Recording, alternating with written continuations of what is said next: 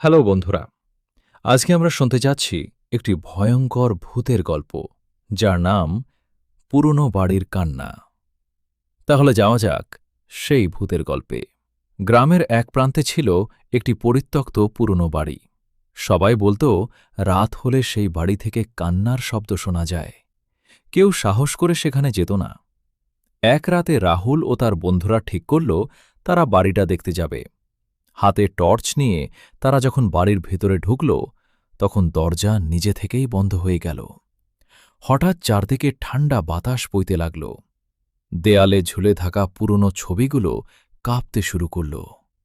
রাহুল দেখতে পেল একটি ছবির মধ্যে থাকা মেয়েটির চোখ যেন তাকে অনুসরণ করছে। ঠিক তখনই ওপরতলা থেকে ভেসে এলো, আমাকে কেন জাগালে? ভয়ে সবাই সিঁড়ির দিকে তাকাল। ধীরে ধীরে একটি ছায়ামূর্তি নিচে নামতে লাগল। তার চুল মুখ ঢেকে রেখেছে, আর তার কণ্ঠে ছিল গভীর কান্নার শব্দ। মেয়েটি বলল, এই বাড়িতে যারা আসে তারা আর ফিরে যেতে পারে না। রাহুলরা দৌড়ে দরজার কাছে গেল, কিন্তু দরজা খুলছিল না। হঠাৎ রাহুলের হাতে থাকা পুরনো ঘড়িটি জ্বলে উঠল। ঘড়ির ভেতর থেকে একটি আলো বের হয়ে ভূতের সামনে পড়ল। ভূতটি চিৎকার করে অদৃশ্য হয়ে গেল। দরজা খুলে গেল, আর তারা প্রাণ নিয়ে বাইরে বেরিয়ে এল।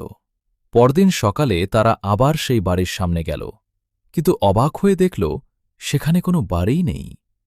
শুধু একটি পুরনো ঘড়ি মাটির উপর পড়ে আছে, আর সেই ঘড়ির ভেতর থেকে আজও মাঝে মাঝে শোনা যায়, আমাকে কেন জাগালে?